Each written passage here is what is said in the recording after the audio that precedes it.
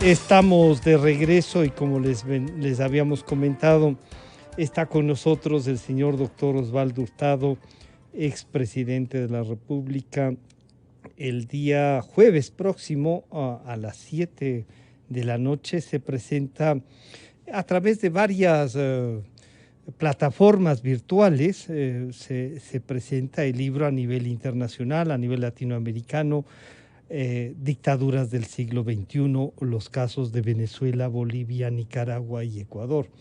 Doctor Hurtado, bienvenido, buenos días. Bueno, esto que podríamos estar conversando, como decíamos, el día de mañana para anticiparnos un poco, pero bueno, se da ahora y esta presentación latinoamericana que además convoca a personalidades del mundo de la investigación, de la opinión, le comprometen más por lo que sostiene en el libro, pero además por este respaldo internacional. Doctor Hurtado, bienvenido, buenos días. Bueno, el año 2012, cuando estaba en auge el chavismo en Venezuela y las dictaduras de Nicaragua, Ecuador y Bolivia, y cuando muchos en América Latina las justificaban porque supuestamente los gobiernos de esos países estaban realizando una revolución social para que finalmente los pobres, los desposeídos, los marginados pudieran resolver sus problemas y atender sus necesidades. Cuando ocurría todo eso, e incluso los países que hoy establecen sanciones a los gobiernos de Nicaragua y de Venezuela, toleraban las dictaduras de esos países y miraban a otro lado. Bueno, yo publiqué Dictaduras del siglo XXI, el caso ecuatoriano, en una época en que ya acá en el Ecuador, para hablar de nuestro país, pocos se atrevían a enfrentar al dictador Correa y a denunciar que su régimen no era un régimen democrático, sino un régimen dictatorial. Ese libro es el antecedente del de hoy, que es más completo, más trabajado, más pensado, más elaborado, y que añade un examen de las dictaduras de Venezuela, Nicaragua y Bolivia que no constaron en la edición del año 2012, aparte de una reflexión y una explicación de este fenómeno por el cual gobiernos constitucionales elegidos por el pueblo se transforman en gobiernos dictatoriales. Y ahí tiene dos inquietudes, sobre todo porque los gobiernos que usted analiza tienen una primera base que es la elección. O sea, una parte de la democracia se cumple, salen a votar. El problema es que después de que llegan al poder, como se ve, se van como que acostumbrando e imponiendo un tema que no era el discurso con el que llegaron y terminan en estas dictaduras que además cooptan especialmente a las Fuerzas Armadas, doctor Hurtado. El 80% de los ecuatorianos deben hacer un mea culpa por la instauración en el Ecuador de la dictadura de Correa, porque ese porcentaje de ciudadanos votó en las urnas por echar abajo el orden constitucional y autorizarle al criptodictador a convocar a una asamblea constituyente, punto de partida de nacimiento del régimen dictatorial que luego se establecería. Apenas 11% de los ecuatorianos votaron en contra. Y fui el único dirigente político, o el único político, quitaré lo de dirigente, fue el único político que pidió votar por el no. 11% me siguieron. Y naturalmente Correa festejó el triunfo. Y con un triunfo tan arrollador, resuelto por el pueblo ecuatoriano, fue que hizo lo que hizo. Con consideró que había recibido una carta blanca para hacer lo que le diera la gana. Y eso fue el gobierno de Correa, ¿no? Claro, usted... Felizmente hoy, en el Ecuador y en el mundo, estos gobiernos dictatoriales son tratados como tales, afortunadamente, y los ecuatorianos hoy mayoritariamente están en contra, como lo hemos visto en las últimas elecciones. Claro, pero usted encuentra entonces un hilo conductor, así como algunos que ya comentan su libro, dicen que llegan estos grupos a posicionarse en Venezuela, en Nicaragua, en Ecuador, en Bolivia, porque los otros actores políticos no han sido capaces de resolver ni la democracia y peor los problemas que tienen los más pobres en la región. Y entonces llegan con un discurso de salvación, de reivindicación, y lo que hacen es empobrecer más a las sociedades, pero sí consolidar gobiernos, doctor Hurtado. Claro, los gobiernos se consolidan porque no son democráticos, porque el jefe de Estado tiene un poder absoluto, porque él administra justicia, legisla, realiza fraudes electorales y controla todos los entes públicos. Para no hablar de la justicia, sino de un órgano que hoy está en los titulares de los periódicos, la Contraloría del Estado. Bien, el Contralor del Estado de Correa, bendecido por él, protegido por él, nombrado por él, era un ladrón consumado que exigía que los sobornos le paguen en dinero efectivo. No aceptaba transferencias bancarias porque eso dejaban huella, ¿no? Tenían que darle billete sobre billete. Y al parecer, su sucesor, también miembro del gobierno de Correa, no era diferente. Bueno, un presidente con tamaño poder, además impedida la Asamblea Nacional de fiscalizar, porque se dictó una serie de normas jurídicas para que no pudiera hacerlo, estaba en condiciones de hacer lo que le pareciera. En este punto es bueno reflexionar que cierto es que la democracia tiene defectos, limitaciones y no ha eliminado la pobreza, pero redujo la pobreza la democracia. Mucho más que lo que redujo el gobierno de Correa. Esto debe saberlo el pueblo ecuatoriano. Pero examinemos las consecuencias de las políticas económicas de Correa y la pobreza hoy ya no del 20 y más por ciento de los ecuatorianos, sino de más del 30% de los ecuatorianos. O miremos Venezuela, donde 8 de cada 10 venezolanos son pobres. ¿Con qué cara, ¿no? Que no sea la cara dura de estos dictadores, pueden reivindicar sus gobiernos como gobiernos al servicio del pueblo? Todo lo contrario, son gobiernos enemigos del pueblo, al que empobrecen, además de humillarlo, vejarlo, perseguirlo y llevarlo a la cárcel. Claro, y ahí tiene usted dos casos especiales que son Venezuela, Nicaragua, que están más de 20 años, ya más de 20 años, pero con una complicidad de las Fuerzas Armadas. Y una cosa que me parece que vale la pena que usted nos comente es cómo determinadas élites también, no solo que se han prestado, sino que se volvieron funcionales y están atrapados en este momento en estos dos primeros casos, doctor Hurtado, Venezuela y Nicaragua. Bueno, todos estos poderes a los que he hecho referencia, que ponen bajo su mando estos dictadores, se suma el control de las Fuerzas Armadas. Ellas dejan de ser una institución al servicio del Estado, al servicio del país, al servicio de la democracia, para convertirse en una institución ordenada, mandada, humillada, silenciada, inclinada por el dictador. Las Fuerzas Armadas en Nicaragua y en Venezuela son como un sello de goma, ¿no? Como un papel carbón, ¿no? como un sirviente del dictador.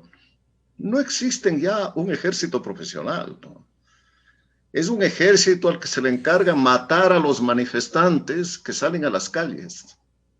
Los militares nicaragüenses y los militares venezolanos se han convertido en eso, en torturadores, no en defensores de la dignidad de su país, de la democracia y de la libertad.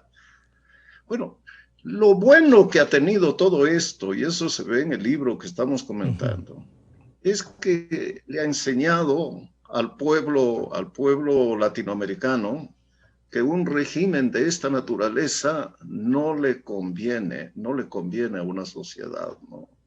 Sin embargo, no puedo dejar de expresar mi preocupación de que en las últimas elecciones el candidato de esta clase de régimen político, de esta clase de pensamiento totalitario, haya obtenido una votación cercana al 50% de los ecuatorianos.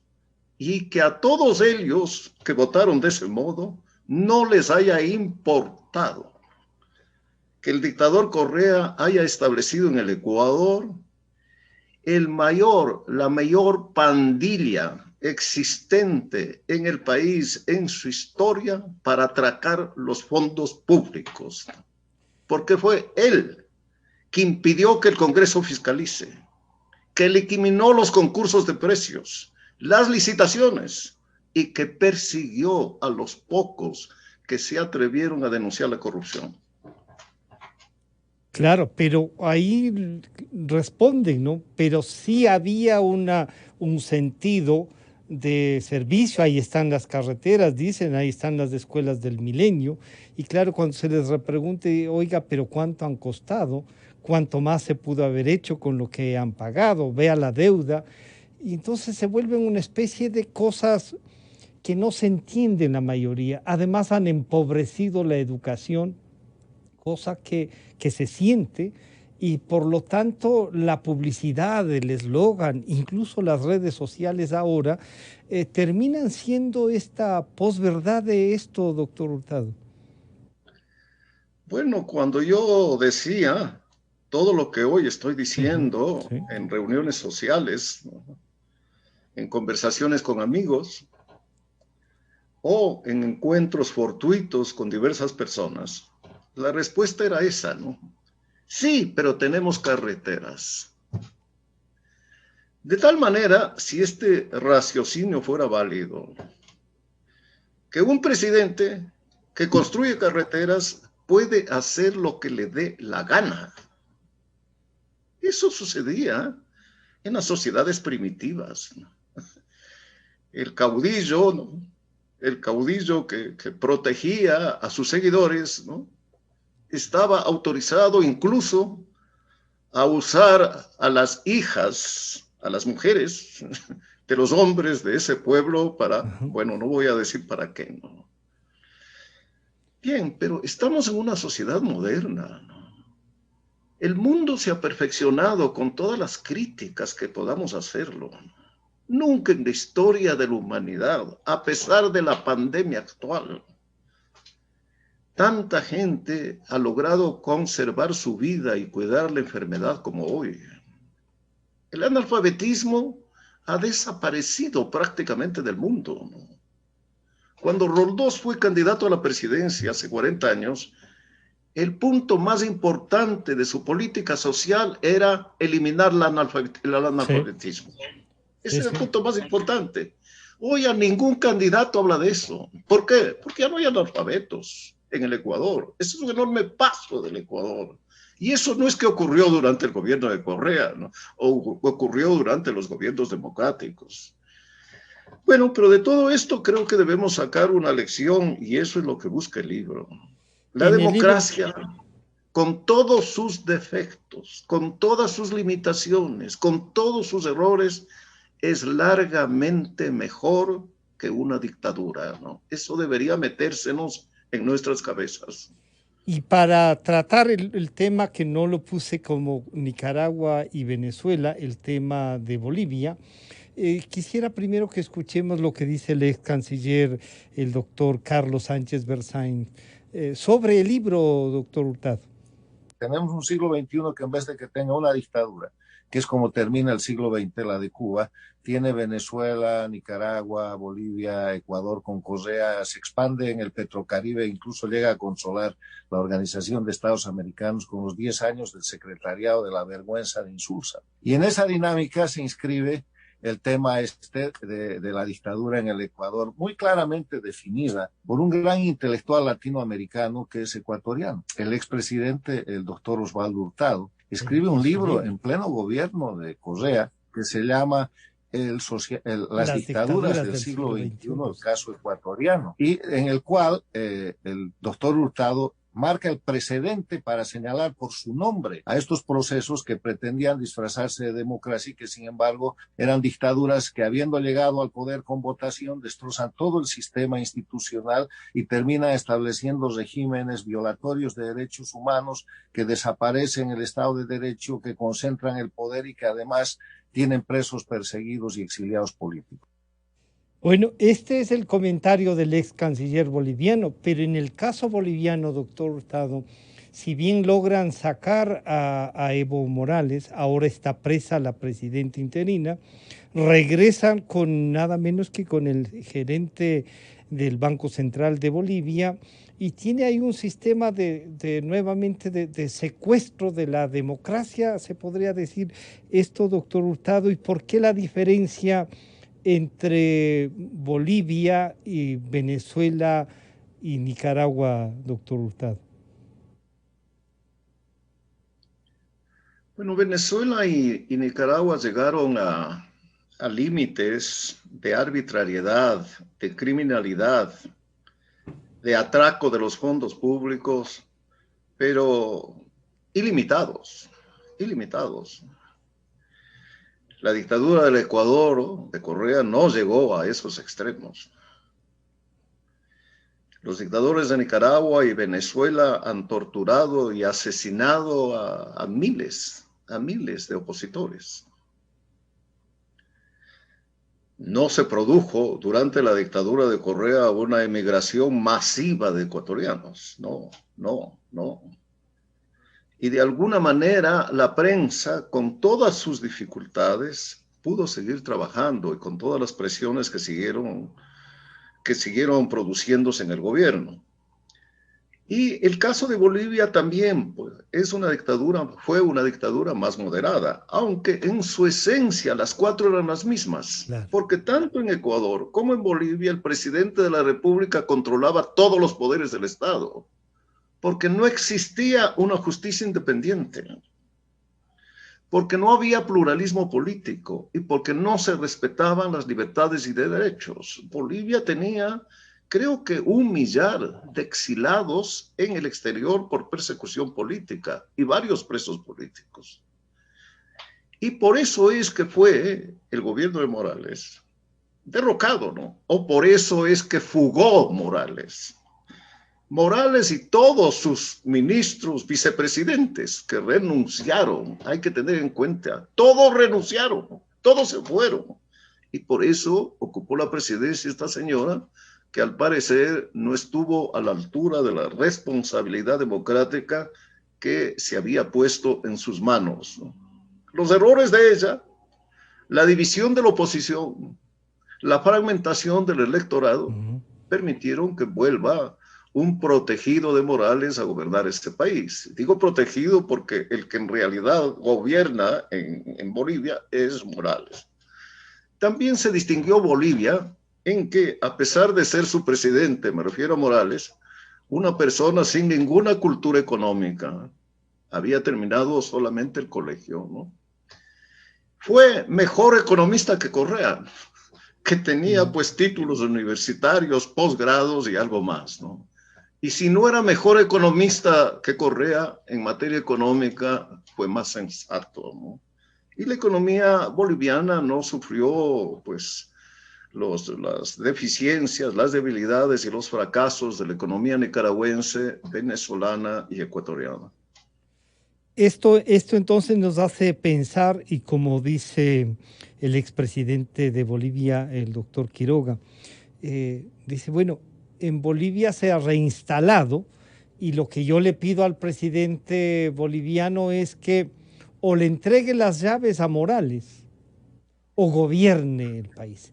Ahí hay una definición entonces de que podría el presidente actual, el señor economista Arce, asumir la presidencia y darle un giro. Estos toques de timón se pueden dar como en el Ecuador estamos terminando la presidencia del señor licenciado Moreno, y que ayuda a que se recupere incluso la conciencia nacional para iros. El 62% dicen nunca más esto, pero como usted nos recuerda, terminan votando 47%, doctor Hurtado. ¿Cómo es que fueron derrotadas la dictadura fascista de Mussolini en Italia y la dictadura nazi de Hitler en Alemania? Regímenes que son antecedentes de los gobiernos de los 4 países mencionados. Porque aquellos gobiernos hace por lo menos 3/4 partes de un siglo hicieron exactamente lo mismo que Chávez, que Correa, que Ortega y que Morales en sus países. Que es lo que ya he dicho y no voy a repetir. ¿Cómo terminaron esos gobiernos? Con una guerra mundial. Eso fue necesario para acabar con el régimen de Mussolini y con el régimen de Adolfo Hitler. ¿Cómo terminó? Otro antecedente que fue el gobierno de Fujimori. También gobierno exitoso económicamente, muy exitoso, a tal punto que todos los otros presidentes que vinieron después siguieron su política económica, y a eso se debe el progreso enorme de la economía peruana, progreso también social de los últimos años. Bueno, ¿cómo terminó ese gobierno? Bueno, con el presidente de la República, pues, que fuga del país, escapa del país, y luego comete el error de volver a la frontera, es apresado y luego condenado y está en la cárcel, ¿no? Estos gobiernos no dejan el poder por motivo alguno y por una razón muy sencilla, porque pueden terminar presidente, vicepresidente y ministros en la cárcel por corrupción, además de otros delitos de lesa humanidad, como son los producidos en Nicaragua y en Venezuela. Entonces se les va la vida y se agarran con las uñas al poder y toman todas las medidas que sean necesarias para conservarlo. Por esto a mí me parece que los gobiernos de Venezuela y Nicaragua, pensar en un diálogo, pensar en que ellos voluntariamente abrirán las puertas de la democracia es imposible. Esos gobiernos, como lo dije hace varios años, deben ser derrocados.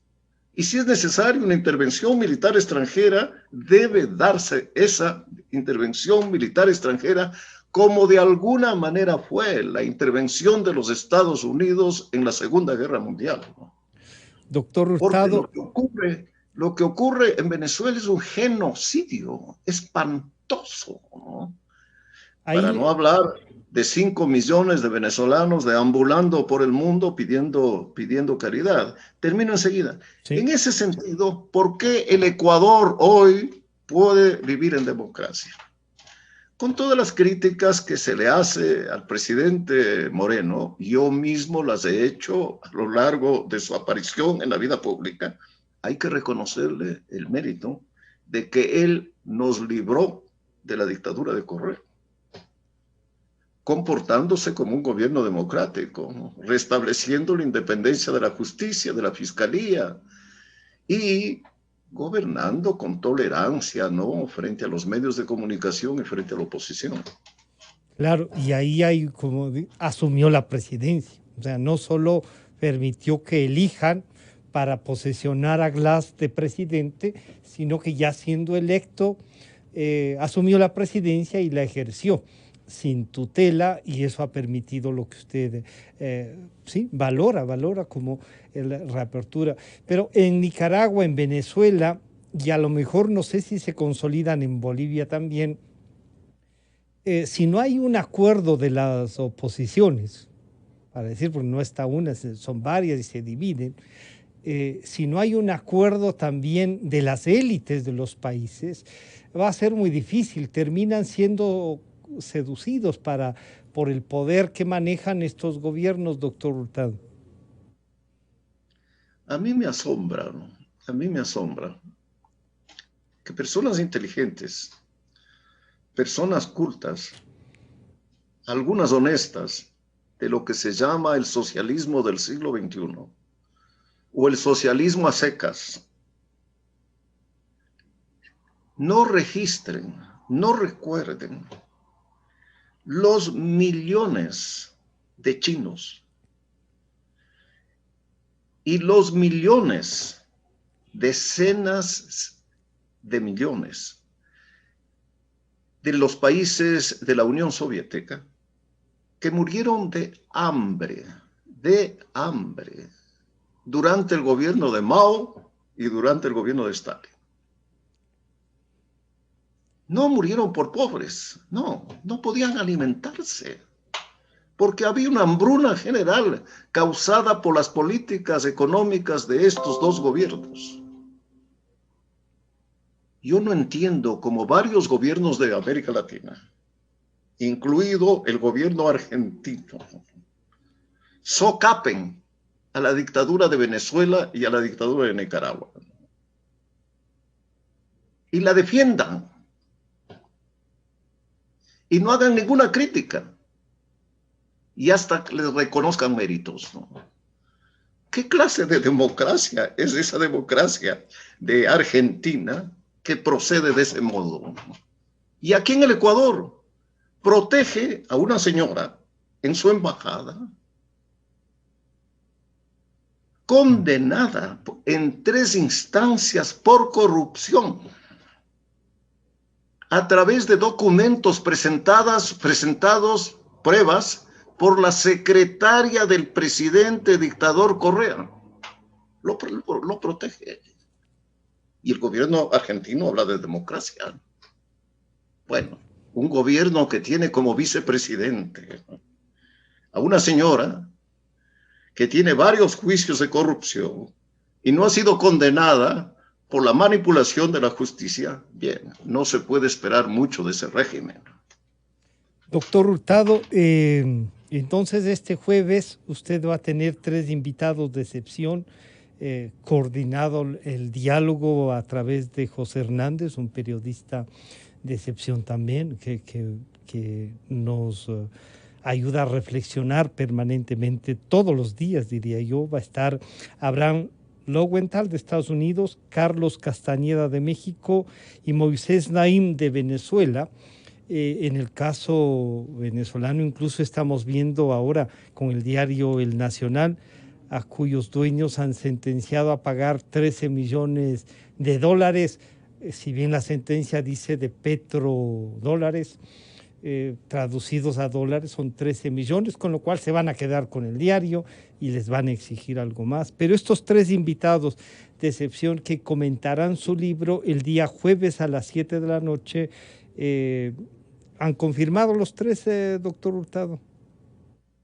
Yo me siento muy honrado de que 3 importantes intelectuales, 2 latinoamericanos y 1 estadounidense,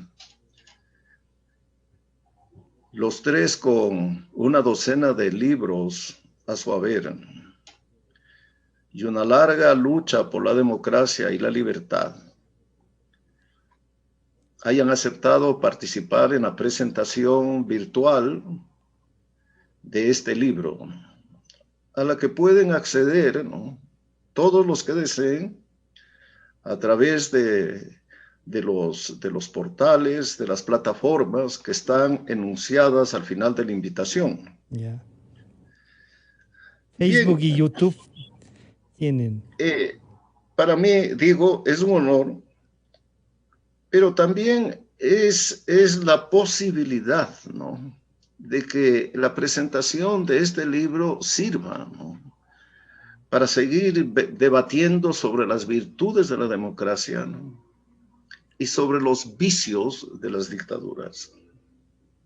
Y de que nunca más en el Ecuador, ¿no?, volvamos a tener un régimen de esa naturaleza, ¿no?, y que el nuevo gobierno ecuatoriano luche, haga todo lo posible, recurra a los medios que considere convenientes para restablecer la democracia en esos países y particularmente en la dolorida, ¿no?, en la trágica Venezuela, e igual cosa en Nicaragua.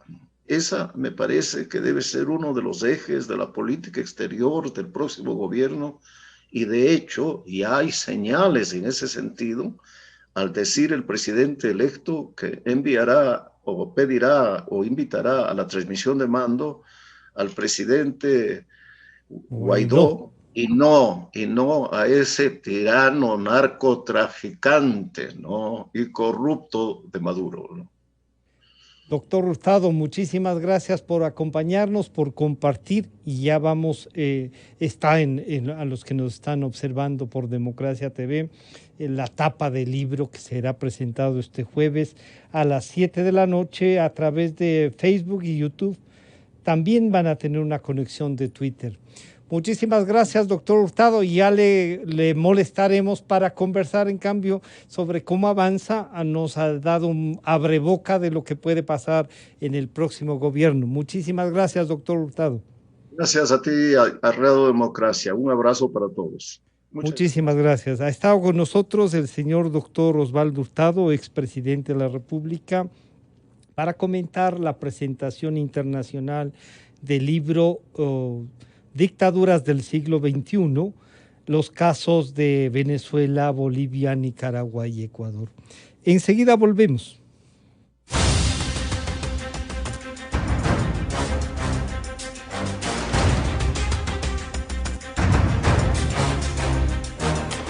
La revista de Opinión Democracia agradece a las siguientes marcas. Inicio de espacio promocional y publicitario. Si eres de los que ama estar en casa, pues con Banca Virtual Intermático puedes pagar tus impuestos prediales desde el lugar que más te guste de ella, cómodamente, sin tener que salir de casa. Difiere el pago de tus impuestos prediales